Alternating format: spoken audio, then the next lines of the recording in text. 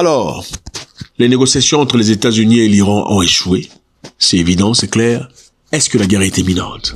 Les services secrets américains accusent la Chine d'envoyer des systèmes de défense en Iran et d'autres armes pour vaincre cette guerre. Donald Trump est très en colère par rapport à ça. On va essayer de voir rapidement ce qui se passe, en tout cas, dans les 12 heures passées. Je pense que c'est très intéressant et très important.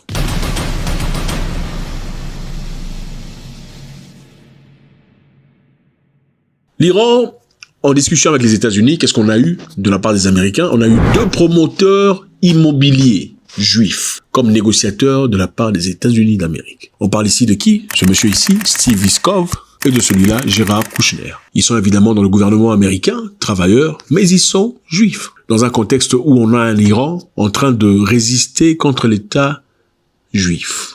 Vous envoyez des juifs américains pour aller discuter. Est-ce que l'Iran se sentira à l'aise? Est-ce qu'on espère avoir une négociation équilibrée et qui réussit? Point d'interrogation.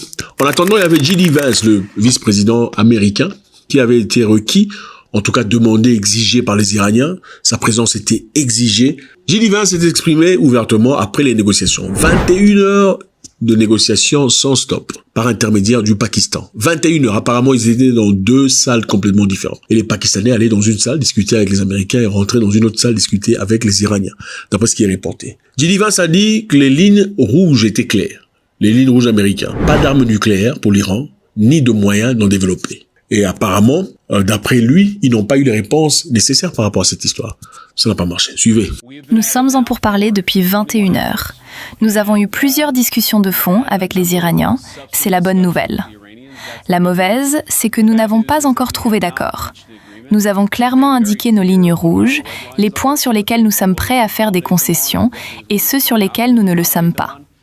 Et ils ont choisi de ne pas accepter nos conditions. Nous voyons ici un J.D. Vance très frustré par rapport à la situation, demandant pas d'armes nucléaires pour l'Iran, ni de moyens d'en développer, mais pourtant nous savons que d'après le fatwa de l'ayatollah, l'ayatollah, le responsable iranien, avait affirmé ne pas vouloir posséder d'armes nucléaires. L'ayatollah Khamenei avait évoqué pour la toute première fois, on s'en souvient en octobre 2003, où il disait comme une fatwa, c'est-à-dire un décret religieux interdisant la production, le stockage, l'utilisation des armes nucléaires, ainsi que d'autres armes de destruction massive. Il a trouvé que c'était haram, c'est-à-dire inacceptable dans l'islam, de posséder de telles armes. Donc les Iraniens qui respectent les paroles de l'ayatollah Khamenei ne peuvent donc pas produire des armes nucléaires. Les Américains, dans ce cas, trouvent que c'est insuffisant. Il faudrait un papier ou des documents certifiant qu'ils ne produiront jamais d'armes nucléaires. En parlant du détroit d'Ormuz,